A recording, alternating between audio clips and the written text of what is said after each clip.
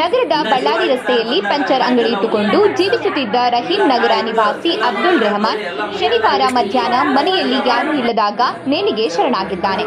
ಮೃತನ ತಾಯಿ ಅಬ್ದುಲ್ ರೆಹಮಾನ್ ತುಮಕೂರು ಮೂಲದ ಅಪ್ರಾಪ್ತ ಬಾಲಕಿಯನ್ನ ತಾನು ಪ್ರೀತಿಸಿದ್ದು ಮದುವೆ ಮಾಡಲು ಕೇಳಿದಾಗ ತಾಯಿ ಬಾಲಕಿ ಅಪ್ರಾಪ್ತಿಯಾಗಿದ್ದು ಸದ್ಯಕ್ಕೆ ಬೇಡವೆಂದಾಗ ಮನನೊಂದ ಆತನ ಮನೆಯಲ್ಲೇ ಸೀರೆಯಿಂದ ನೇಣು ಹಾಕಿಕೊಂಡು ಮೃತಪಟ್ಟಿರುತ್ತಾನೆ. ಪಿಎಸ್ಐ ದೊರೆಪ್ಪ ದೊಡ್ಡಮನಿ ಸ್ಥಳಕ್ಕೆ ಭೇಟಿ ನೀಡಿ ಪರಿಶೀಲನೆ ನಡೆಸಿ ಪ್ರಕರಣ ದಾಖಲು ಮಾಡಿಕೊಂಡಿದ್ದಾರೆ.